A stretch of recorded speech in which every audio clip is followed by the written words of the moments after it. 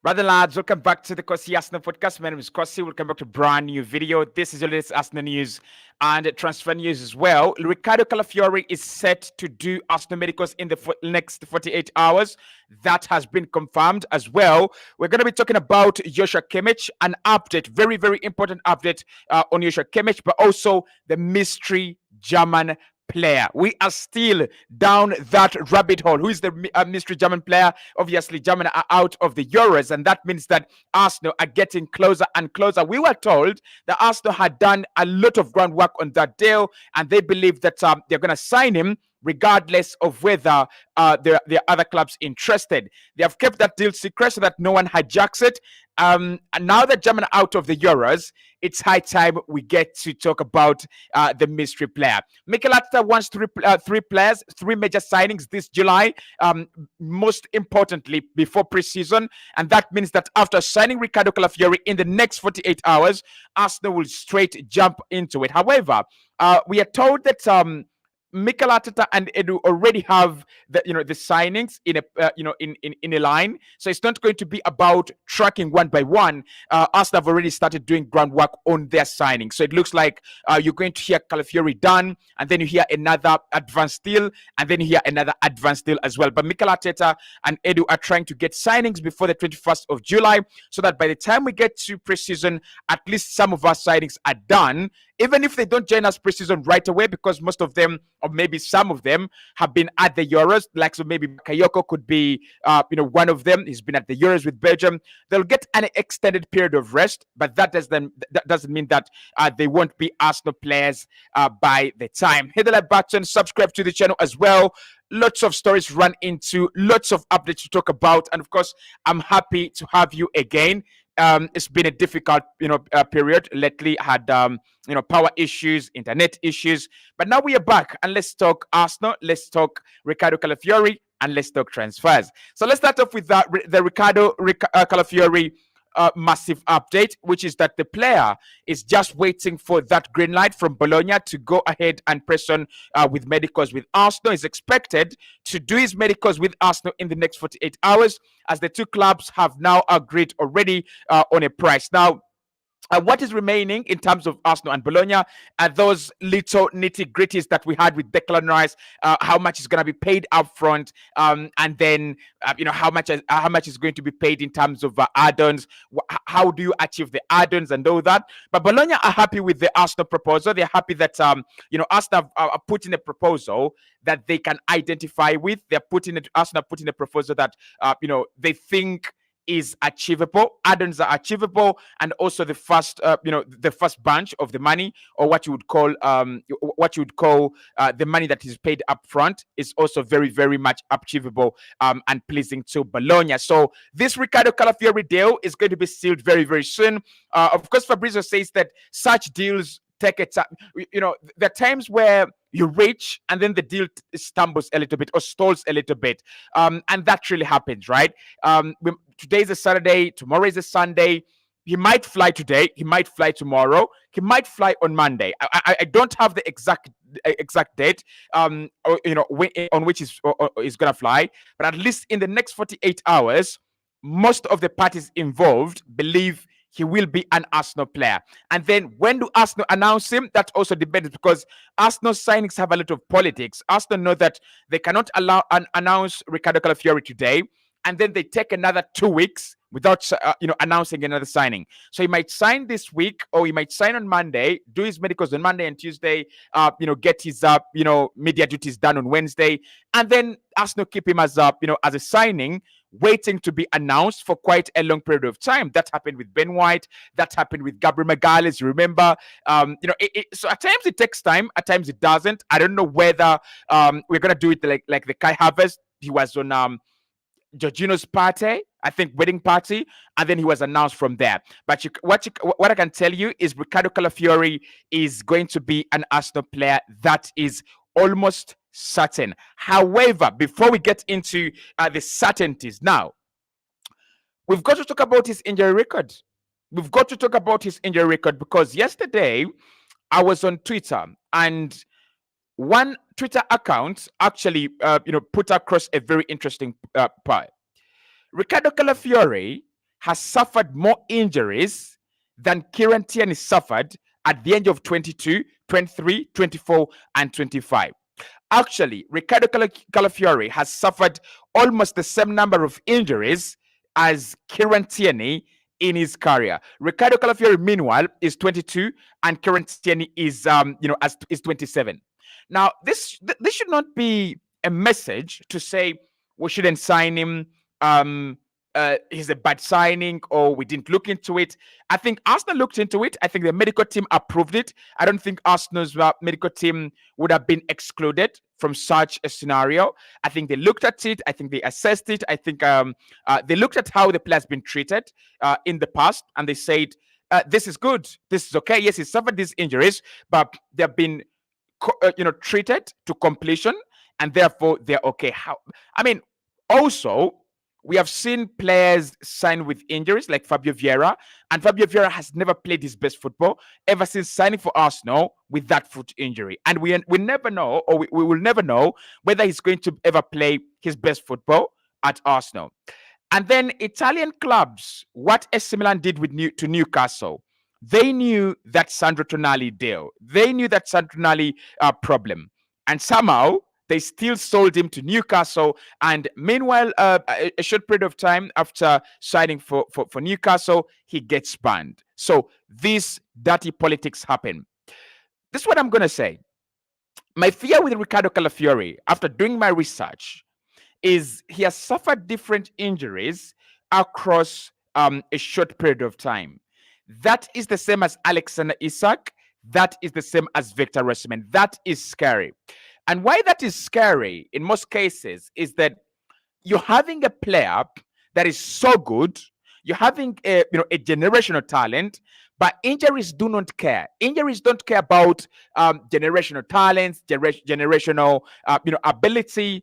If they want to gun you down, injuries will gun you down. A very good example is Ansu Fati. Ansu Fati, generational talent, generational ability. Spain have now played at two tournaments without Ansu Fati, and even Barca sent him out on loan to Brighton last season. And that started with those knee injuries, ACL injuries, and all those kind of problems. So Ricardo Calafiori, I think the medical team, they should do a good job. If they didn't look at him well, there is a chance to do it at the medicals. There's a chance to look at him during the medicals. Look at him. Is he okay? Is his ACL okay? Are his tendons okay? Are his knees okay? Why does he pick up so many injuries? That's another question to ask. We've got to ask the questions, right? Now, again, for a defender, they do pick up injuries, don't they? They're always throwing themselves on the line, and they're always tackling and doing all this. So with Ricardo Calafiori, one of the things that you'll notice about him, and we're going to produce a video today about why he makes Arsenal's defense world class. We considered 29 goals last season, but we could concede less next season with Ricardo Calafiori. I'm going to put out that video. One of the reasons is his aggressive nature, like Lisandro Martinez type. If you've seen, Lisandro Martinez is a little bit over-exaggerated. He over-exaggerates it. I think he loves it. But he's like that. He's a very, very aggressive player. And with aggressive players, look at Lisandro Martinez's injuries. Like, the guy spends a whole season injured. So He's very aggressive, just like Gabriel was when he came in. But the good thing with a team like Arsenal, when you're like Calafiori, you're going to be doing a lot of work on the ball as compared to a lot of the work off the ball. That's number one. And also, secondly, I think Arsenal defensively have a lot of cover as compared to a team like Manchester United. So for Man United, Lisandro Martinez is their only defender. Varane, of course, is the most injury-prone player at the club, and all these other guys are, just rush. But when it comes to Arsenal, you have Declan Rice, Mr. Invisible, like he's always there, durable, reliable. Then you have the likes of Timber, who throw themselves on the line. You have Gabriel and Saliba, who are very calm, and then you have Ben White, who is just a genius at defending and attacking as well. So that means that Ricardo Calafiori will not need to find himself in 10 situations where he's going to be taken on 1v1. And our wingers as well, they are very, very hardworking. Of course, one of the reasons why I think Mikel Arteta is trying to implement a system where you have Calafiori and Ben White on the flanks is to make sure that our defenders don't defend a lot so they can attack a little bit more. But still, Martinelli will come back to help out and Saka will come back to help out. So what that means is that Ricardo Calafiori's injuries that has been picking up as a result of aggressive defending, that could come down, that could reduce a little bit. So I don't have a problem with that. The other problem, the other reason why he picks up many injuries is his drive in the into the midfield, his drive into the final third. Now, when we talk about the Zaccagni goal, Mattia Zaccagni goal that he contributed to as Italy progressed to the to the round of 16 against Croatia. In that game, during that move, he's actually someone. I think he drives the ball, and then someone bundles into him. And then the ball rides into Pellegrini. Someone bundles into Pellegrini, and the ball falls into Calafiori again. So because he loves driving, he attracts a lot of attention from defensive midfielders, from other midfielders, and from defenders as well. So he's going to be tackled the way Sako is tackled. He's going to be be butchered the way Martinelli is butchered. That's another reason why he picks up many injuries. And I think when I think about Kieran Tierney's injuries as well came from the fact that he loves to go into the final third. He's pacey and he's very, very rapid. Calafiori, I wouldn't say he's very rapid, but he's got the pace. And players that play with pace, players that are rapid, do pick up injuries. But I'm not saying that Arsenal have made a wrong mistake. I'm saying if we have looked at him and we have looked at the history of the injuries and the way they have been treated, Calafiori is a very, very good signing. Now, we have been told that Ricardo Calafiori was not even in the list of players Mikel Arteta wanted this summer. He was not among the players we wanted this summer. And what that tells you about this summer is this. Mikel Arteta and Edu are watching Copa America. At night, they bought a big bag of of popcorn and a very big bottle of Coca-Cola. They're watching Copa America and they're watching the Euros. So Team News Antique says that they never even wanted Calafiori. They never even had him in the list. However, Mikel Arteta is a very big fan of profiles, a very big fan of prospects.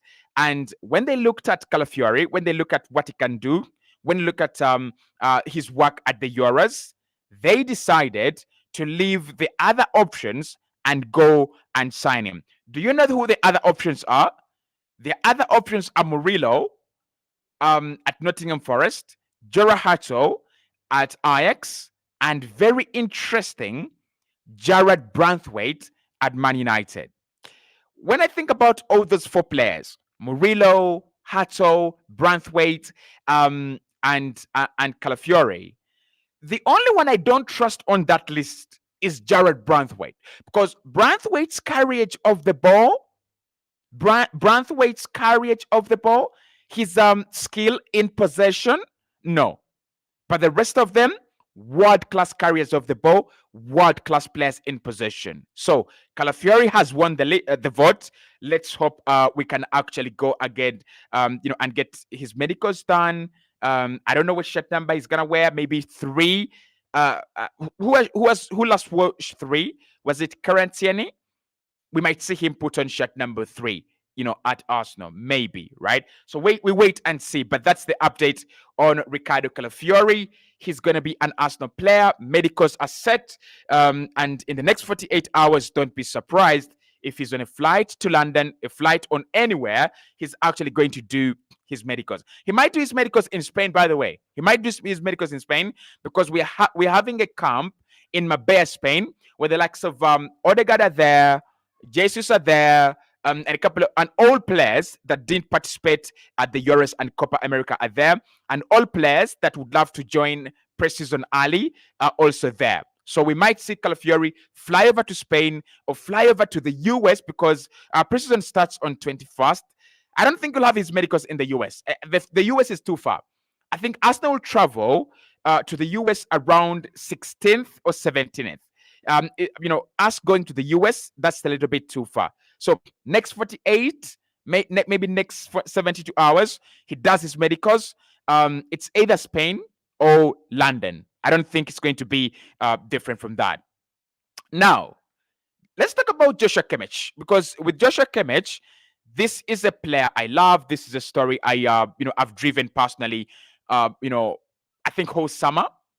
I've talked about Kimmich whole summer as a player I like, as a player that I really do appreciate. So let's talk about him.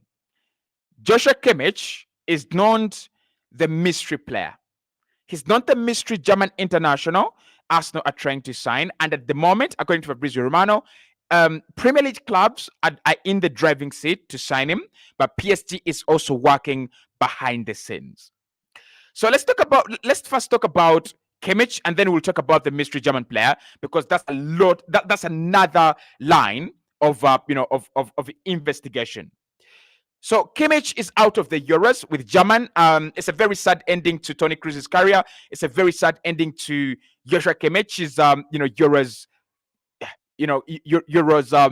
road, because we all thought maybe if they beat Spain, they go on and win it. But they didn't. And therefore, Spain are now favorites to win it, like we all expected.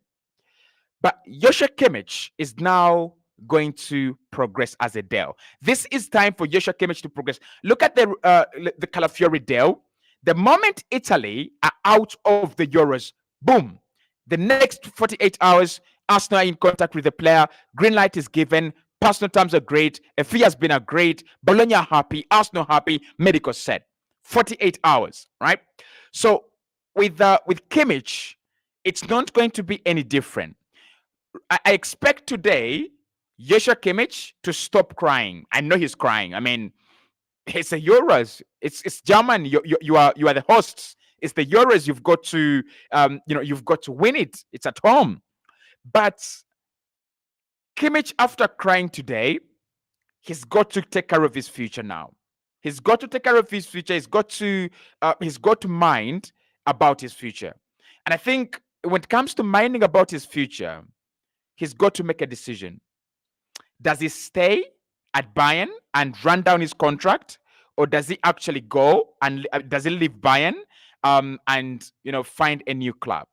Now, according to Florian Plattenberg, the decision by Kimmich, which was or the position, not decision yet, because we don't have a decision yet, but the position for him was to leave Bayern this summer and not to run down his contract.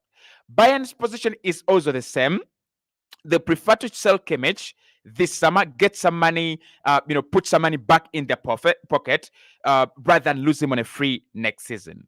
So decision should be incoming within the next maybe 48 hours, because this one is one that is going to develop very, very quickly. By the way, even before Kimmich was out of the Euros, PSG had already started making moves. Those shameless bastards, they already started making moves, contacting the player, trying to talk to him. But that was yesterday, and he was still in the Euros. Now we expect PSG to press on. We expect Premier League teams to press on. I don't know. When Fabrizio says that Premier League teams still have the priority to sign him, I don't know what he actually means. Does it mean that even Arsenal, or does it mean Liverpool and Man City?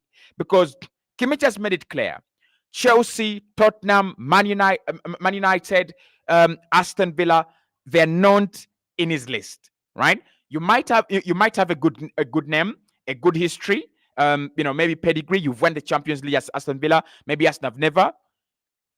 Kimmich is not joining you in the EPL, in the Premier League. He's only joining Arsenal, Man City, and Liverpool. PSG, how much they like him? They're not even in his list, by the way. I had forgotten. They're not even in his list. The other two clubs in his list, um, Barcelona, he loves Barcelona, and Real Madrid, top club. And I think with Madrid having Chouameni and having Camavinga, I don't see that deal happen. With Barcelona, I could see that deal happen. With a Premier League club, I could see that deal happen. So preference for Kimmich is in the Premier League. That's number one. Number two, Premier League clubs in the driving seat for this deal. Number three, PSG are trying to sign him. So for me, with Arsenal, I'm happy, by the way, that Kimmich is not our mystery German player. Why? Because who signs Kimmich under the radar? Like, who really signs Joshua Kimmich under the radar? Kimmich is one of the most successful players in the German Bundesliga, and they were always going to follow him. They were always going to know where he was going to go next. So I think when it comes to Arsenal's mystery player, we are either talking Leroy Sané, we are either talking Serge Gnabry, we are talking Maximilian Bayer, or we are talking players like Julian Brandt. We're not talking Joshua Kimmich. So after signing Ricardo Calafiori, for me, what Arsenal should do, press on and sign Kimmich. I know Kimmich might not be Mikel Arteta's profile, or he might not be the player he wants in the position. I think, judging from all the stories that have actually come out, what Mikel Arteta wants to do in that position is to get in someone young, someone energetic, someone vibrant, and that's why Onana is a big option in that position, and that's why Martin Zubimendi has been a big option in that position. So Mikel is looking at someone younger, someone who can come in and replace Thomas Partey in the long run. Thomas Partey in the long run, we mean 3 years, 4 years, 5 years, 6 years, 7 years, right? So maybe Kimmich doesn't give you that. Maybe that's why Arsenal is saying we don't want Kimmich. He doesn't give us the long run. He doesn't give us that that ability to forecast. He doesn't give us the ability to look further, to be prudent enough. Maybe I would understand that. But this Arsenal team is now two-sided. We have the here and the now, which is everyone expects us to go against Man City this time and win it, right? Just like it was last season. And then apart from the here and the now, we have the future. So when it comes to the future, that's why Arsenal are signing the likes of Ricardo Calafiori at 22. Because Ricardo Calafiori at 22, you give him 7 more years, he's 29, he's top centre back in the world. And these days, centre backs are 28, 29. Skriniar, 30. We have seen Thiago Silva. He's been in his 30s, playing his best football. We have seen the Brazilian, at PSG. Just forget it. I always forget his name. Marquinhos, right? So when you think about the long-term project, Arsenal have done very, very well. Arsenal have really secured very good signings for the long-term project, right? In the last 3 years, we have not signed many players above the age of 25. And that is to show you that for the future, Arsenal want to have themselves a team that will be between 26 years and 30 years and are winning silverware. But the here and the now is why you need players like Jorginho. The here and the now is why you need players like Kimmich, and Kimmich is the player that would win Arsenal the league.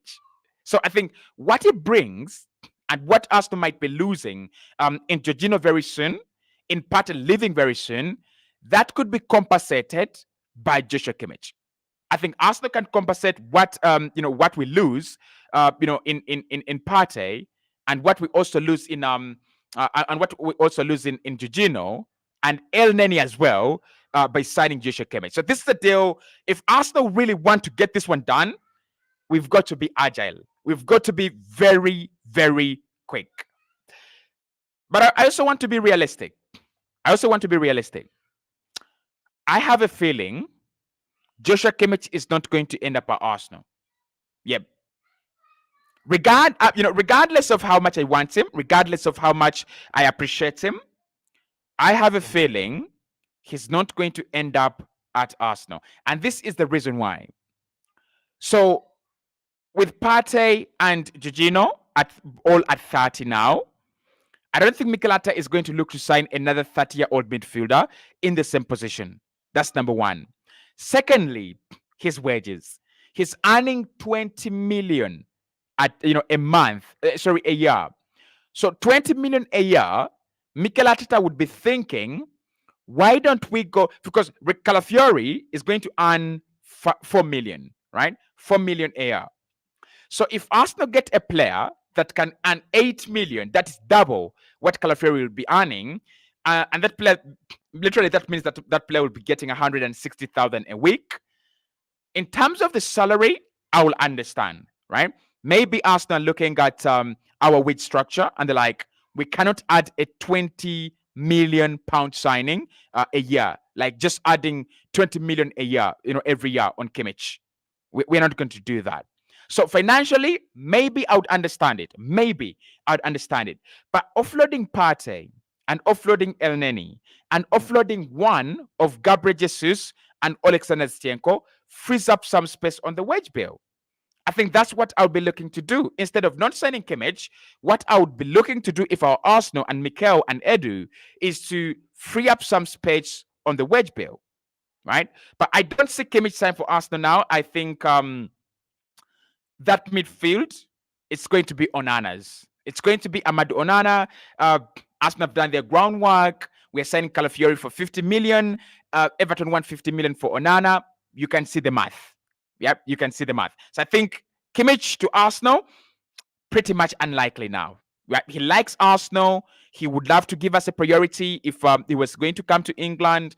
We are among the top 5 clubs that want him, that also he wants. But when I think about the salary and think about his age, and I think about what Mikel Arteta and Edu have been trying to do in terms of staying away from players that are a little bit older, I think Kimmich doesn't sign. Yeah, I don't think we get Kimmich.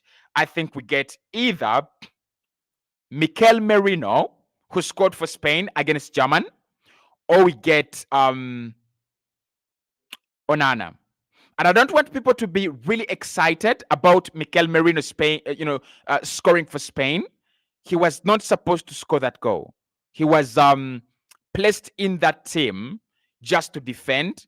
And when Spain conceded, they had to attack, and he found himself in an attacking position. So I don't want you to say, oh, he scored a goal for Spain, we should sign him. Not really. But I would really, really love Kimmich, because Kimmich would bring out the real ambition in Arsenal. He would bring out why you need a world-class signing. He's world-class. I think he would give us he would cover some ground on Rodri, because there are not so many players close to Rodri. Maybe Partey, but Partey is never there.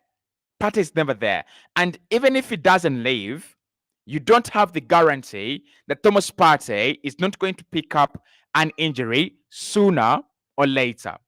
So what I would say with all that is Kimmich would have been a good signing, but I think Arsenal are trying to walk away from that. They're trying to go younger. They're trying to sign someone younger rather than someone older in that position. So all the gang, all to the people that like Kimmich, he's not coming. I want to be realistic. Kimmich, Musiala, right? Kimmich, Musiala, they're not coming. They're not coming. Musiala, for Musiala, I understand. Bayern project, he's Bayern, right? He is Bayern. But when it comes to Kimmich, with him leaving, with him giving the green light to Arsenal, I thought that would prompt us into signing him for 3 years. 29, 30, 31, and possibly 32. And then by the time he's 32, you have groomed a very good DM to take over. You've groomed someone to actually take over from him. But I don't want to get your hopes high.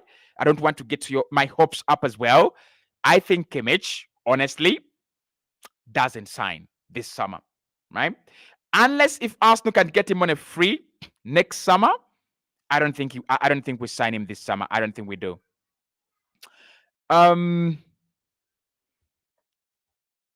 Musa says, please let Arsenal sign Joshua Kimmich.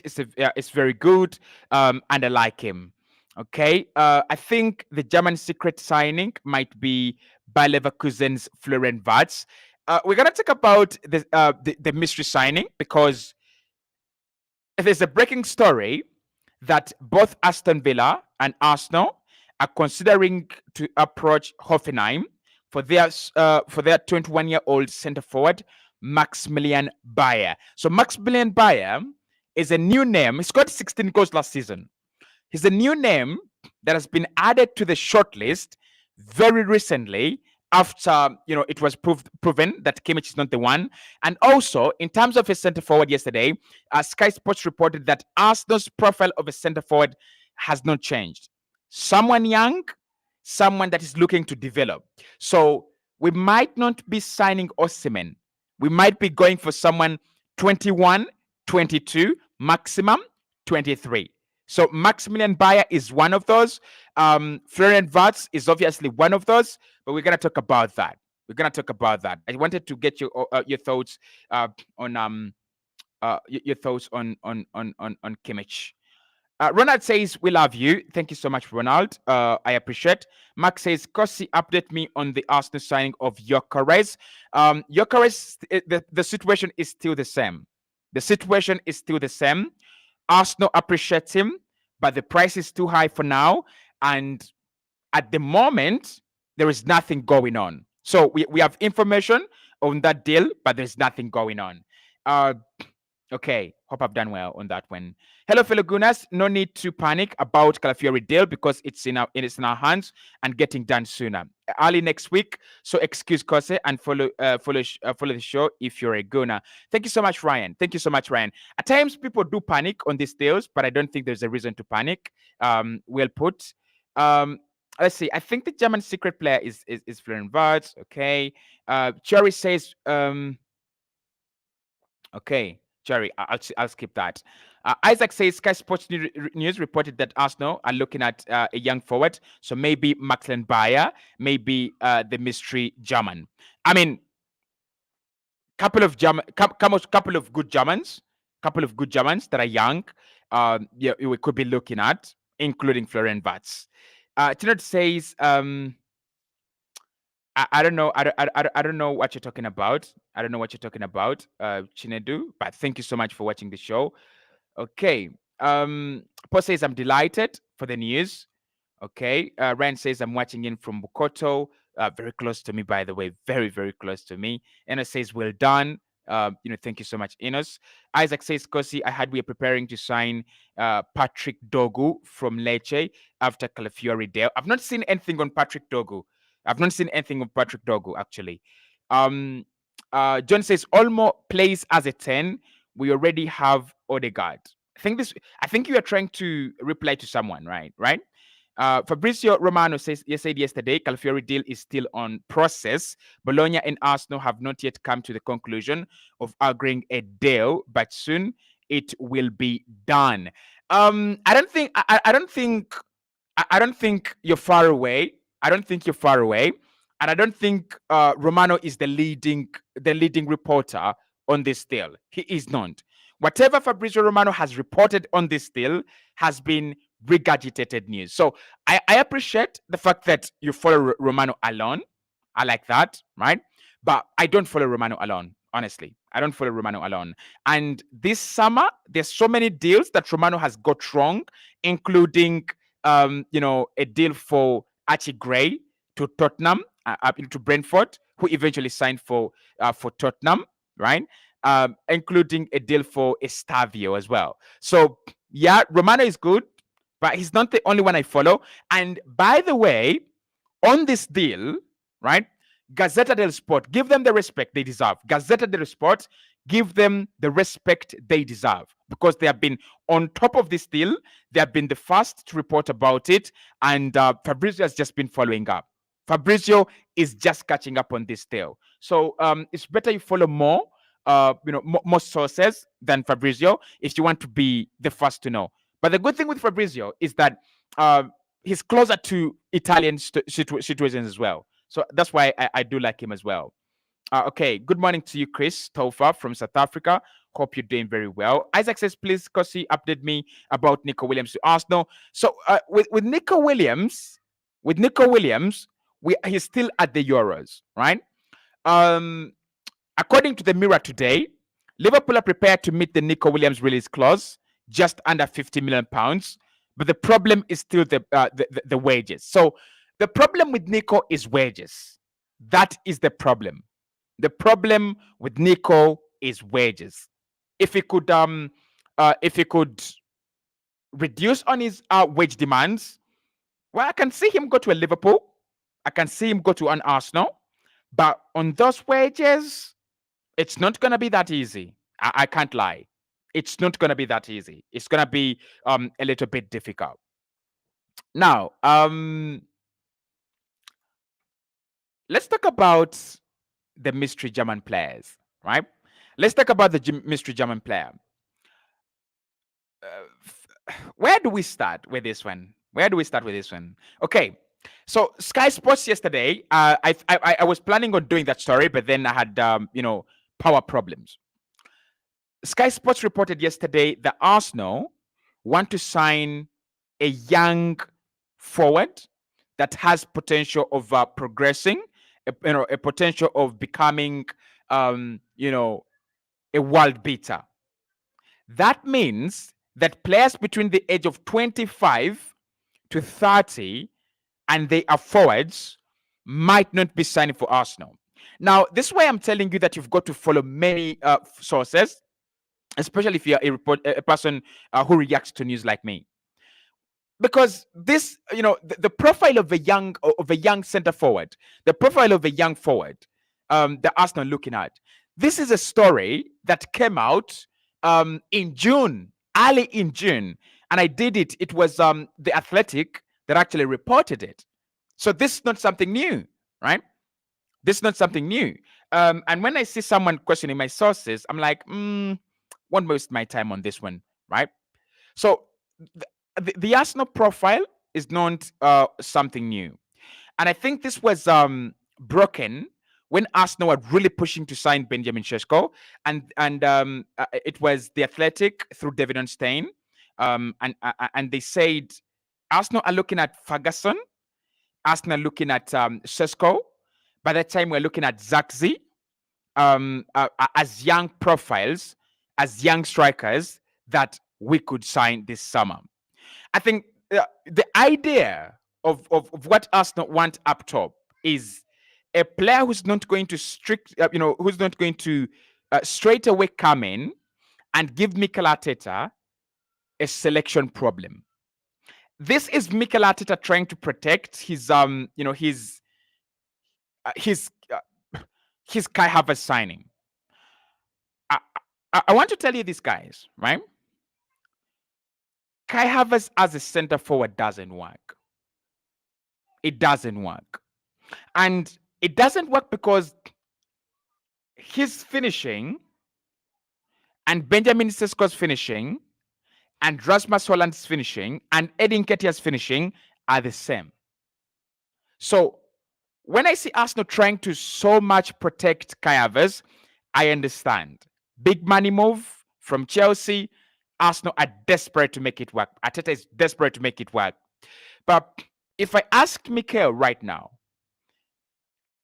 with what he has seen with Kai, does he sign him from Chelsea last summer? Probably none. So why Arsenal going for a young center forward, a young forward this summer, rather than someone that has got experience, rather than someone who's got that goal scoring pedigree? They're going for a player who is going to give less selection headache to Mikel Arteta. Someone who comes in to replace Edin Ketia, maybe if Edin Ketia leaves. Remember, I told you in June that I can see Edin Ketia stay at Arsenal. I can see a world where Eddie stays at Arsenal. Why? Because Eddie is not going to ask for a lot of minutes from Mikel. Eddie is not going to ask for a lot of game time. So I can see a world where Eddie stays. I can see a world where we don't sign even a center forward. Because Mikel wants to protect Kai Havertz, and he knows if he signs Gyökeres, Havertz sits. If he signs Osimhen, Havertz sits. So the young center forward could be Maximilian Bayer. He could be Florian. Florian Wirtz doesn't really play as a center forward, but he plays as a 10-stroke winger. He can play on the left wing, can play on the right wing, and can also play in those half spaces. But I don't think that the German player, right? I have a feeling the German player might be someone like an 8, like Julian Brandt. I don't think the German player is a center forward. I don't see so many center forwards. Initially, I was like, there's so many center forwards in German. Then I was like, are there really so many center forwards in German? No. Now they've got this profile of forwards in German that play everywhere. We have seen it with Max Meyer at Schalke 04. We have seen it with Serge Gnabry as well. We have seen it with Leroy Sané as well. Those kind of and Timo Werner, those kind of forwards, they play everywhere. If you want him to play left wing, he plays there. Right wing, he plays there. Down through the middle, he plays there. If we're going to get a player from German, it's going to be that kind of profile. I don't see it to be a different profile. It's going to be that kind of profile. Now, why I think it's not Florian Wirtz? Money. Leverkusen are going to ask you for a fee in excess of 100 million euros to sign Florian Wirtz. That is not happening. We've already been told, and we have established that Arsenal are not looking to sign players above 80 million this summer. And although we have that maybe 200 million, if 50 million euros goes to Ricardo Calafiori, 50 million euros could go onto a midfielder, and maybe 50 million euros goes onto the attack, you're left with barely 50 million euros. So I don't think Wirtz is the one. Wirtz is going to be expensive. And that's why this story from German now makes a lot of sense. That both Arsenal and Aston Villa are keen to sign Hoffenheim forward Maximilian Bayer. Scored 16 goals last season. He's just 21. He's very, very raw. Like, he's a talent, but he's very raw. Actually, Maximilian Bayer reminds me of when Kai Havertz was at Bayer Leverkusen. Very raw, like raw. Unpolished talent. He's just, you're just buying a prospect. You're like, he will come good. It's as simple as that. Apart from his numbers last season, 16 goals, there is not much to work with. My problem with this, right? My problem with this is that, and I hope we get to talk to Glenn today at 9, or earlier than 9, or later than 9. We shall see.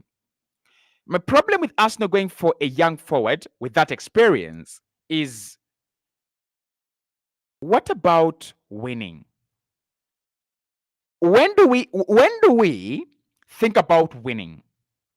Right? I was watching Alex on the Different Knock, one of my best Arsenal channels. Different Knock. Give him a check. You will love his content. And Alex said something that annoyed me. He said, even if Arsenal don't win this season, it doesn't matter. It does matter. And how many times have Arsenal run away or shied from signing a proper center forward? We had a chance to sign a proper center forward in 2022. We didn't get one. A chance to sign a proper center forward last summer. We didn't get one. A chance to get a proper center forward in 2021. We didn't get one. I don't know why we live in denial under Mikel Arteta and Edu. There's no point for us to live in denial. Honestly, there's no point for us to live in denial. The truth is that Arsenal need a centre forward. The truth is that Arsenal need, a striker. So whether that is part of the agenda or not, we need a striker, and we need a proven striker. And clubs that are winning have proven strikers. For you to be able to catch up with Mbappe's Madrid and Haaland's Man City, I think you're going to need to have a good striker, honestly. So, Arsenal going for a young player, I understand they're trying to protect Kai Havertz, but that is, for me, that's not a reason enough. It's one reason why Germany are out of the Euros today, because Nagelsmann chose to protect Kai Havertz. Honestly, against Spain, he was atrocious. You take him off, you bring in Fulkrug earlier on. You don't give Fulkrug 20 minutes, you give Fulkrug a whole game. You give Fulkrug 45 minutes, and they win that game. I don't think he's a bad player. I think he's becoming like Harry Maguire. You've got to protect him so much. I don't like that. And I know many Arsenal fans are like, Cossy, you're being harsh a little bit. Yeah, I know I'm being harsh a little bit. But I don't like us to have a Maguire like the way Southgate protects Maguire. I don't want us to have a lot of protection for a player. I want us to play football. Saka is not protected. Martinelli is not protected. Trossard is not protected. Odegaard is not protected. Don't protect Kai. If he's good, let him play. Let him score. Let us win. If it's not good, and there is a clear signs that you need a center forward, go and get a center forward. And that's why I always tell people that I don't think Mikel is as ruthless as we say he is. He is good, but I don't think he's overly ruthless as we say. No, he's not. He's none. Because he will drop Kivio and sign Calafiori, because Kivio maybe made a mistake against Bayern. He'll drop Ramsdale and pick up David Raya. But does he ever look at the at a situation like the Kai Havertz situation and says, "I'm dropping Kai Havertz"? He doesn't. So the idea of a young centre forward, I'm not among the people on board with it. A young centre forward should have been signed at Arsenal when Pierre-Emerick Aubameyang left. Immediately when he leaves, you sign a young centre forward. How many years now? How many years has he spent away from Arsenal? 2, 3, 3. So if you signed a 22-year-old 3 years ago, right now he's 25, right? And he's a matured player in his prime. So that's why right now Arsenal need a 25-year-old in his prime. We don't need a player that is going to be pampered and one that's going to pamper Havertz. Not really. Paul says Paul says how far with Gyökeres.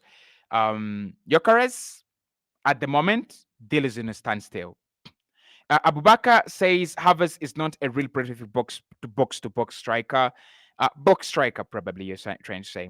Chris says no Arsenal boss does not know what he knows what he's doing. He knows what he's doing. Listen, managers have favorites, and you've got to concede this. Managers have got favorites, right? So Mikel has his own favorites as a manager, and every manager does. Like I said, even Nagelsmann, right? Even Nagelsmann tried to protect Kai Havertz. But if you're going to go and sign Maximilian Bayer, if you're gonna now listen, if Arsenal want a young centre forward and they go and sign Duncan Ferguson, I'm okay with that. Why? Because at 21 or 20, Duncan Ferguson can make us drop Kai Havertz. He's got that ability. Finishing is okay, needs to be polished, but he is a center forward. when you go and get these guys, Maximilian Bayer, Maximilian Bayer looks at Kai Havertz as his role model. All those strikers look at, all those forwards coming out from Germany, they're looking at Kai Havertz as their role model. I don't think that's the right profile for me. I'm not buying into it. I'm not really buying into it. I'm not saying it's overly wrong. I'm saying by now our focus should be a 25-year-old, 26, 27, around there, right? And this German mystery player, he better be not a 25-year, a 22-year-old, because the point that Mikel is trying to do is useless. Having a player like Kai Havertz is good because his technical ability is unreal. His understanding of the game is unreal. His investigation of spaces on the pitch is unreal. His game is unreal. But Mbappe is also unreal, right? Haaland is also unreal. That's my problem. That in the Champions League, it's Madrid. In the Premier League, it's Man City. Havertz does not win you the league over Erling Haaland, period. Havertz does not win you the Champions League over Kylian Mbappe, period. So whatever we do, and I wanted to talk about this around 3 weeks ago. I made a thumbnail. I even made a thumbnail, and on my thumbnail, I wrote, "I hate Arteta's gambling," right? Because for me, it's a gamble. Oh, Kai Havertz didn't work in midfield. We wanted him to work as a midfielder. It didn't work. So we can now we can't sign a striker. I don't like that kind of gambling. I really, really don't. Big up to you, Ash. Ash says, instead of signing Calafiori, it's better we sign Victor Gyökeres. I think the manager wants balance in the team. No, actually, it's not better to sign Victor Gyökeres. It's better to sign Ricardo Calafiori. Yeah, it's better to sign Ricardo Calafiori. The reason, the reason for signing Ricardo Calafiori is this, right? This is the reason for signing Ricardo Calafiori. You want your team to be able to attack on the left-hand side and on the right-hand side, and through the middle as well. Calafiori allows you to attack through the middle. Calafiori allows you to attack on the through the left-hand side. And then Arsenal already have a very good right-hand side. That's why Calafiori is of priority right now. He brings balance to the Arsenal team.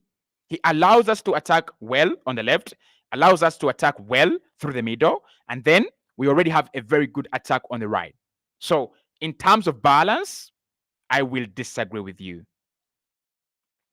Charlie says we are not signing a center forward again. I didn't say we're not signing a center forward. I said we are signing a young center forward. We are signing a young center forward, 21, 22, rather than a proven goal scorer, because that's what Mikel Arteta wants, to protect Kai. Isaac says Mbappe and Haaland may be unreal, but Saliba and Calafiori are mythical. They are mythical. Don't get me wrong. They are mythical, but right? Haaland has won the league with Manchester City 2 seasons in a row, back to back, after signing them. That I need evidence.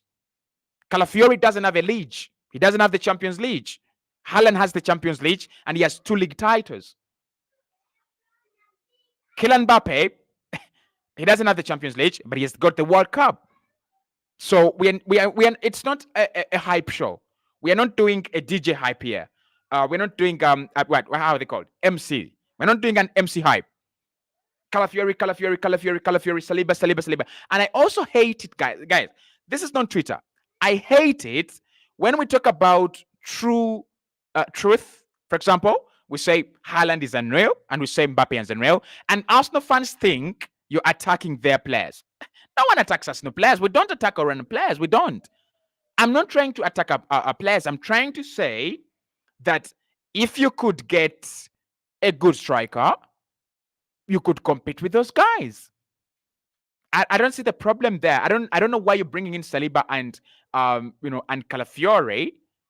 Madrid have the best centre back at the in the world right now in Rudiger. So and I think Manchester City's defense as well, it's all right. They considered only 32 goals last season.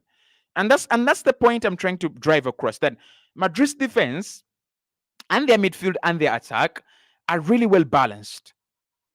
With Vinicius, Bellingham, and Rodrigo, maybe Madrid would have said, "Oh, to protect to protect Bellingham, because he's been scoring goals, and Mbappe would actually take over the scoring of goals. Let's not sign Kylian Mbappe." I want us to think like top level fans of fans of a top level team. Like really fans of a top level team for me. Kevin says, I think because you're overreacting. Arteta mentioned that he needs to improve every department. He has not said they won't sign a center forward. They're still weighing on the best and the best and affordable. The information that Arsenal wants to sign a young center forward, and Arsenal's signing of a center forward depends on Kai Havertz, came out in May, reported by The Athletic.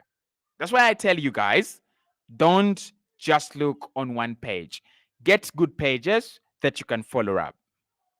So, what I'm trying to say, and what I'm telling you here right now, is if you get a center forward that is 19 years, right? If you go and get Sahu Girassi, maybe, or you go and get Fulkrug, and you know that none of them benches Kai Havertz, it's better than getting none because you already have Edin Ketia. Honestly, that's the truth. It's why I'm unsatisfied with with him. It's why I'm unsatisfied with Mikel going with a young striker, right? No problem with that. Hit the like button, subscribe to the channel as well. We'll have another live stream because Arsenal want to do 3 signings in July. We'll discuss that and some of the latest updates on the market, especially now that one of our first signings is getting done. Who signs next? We'll be talking more on that show.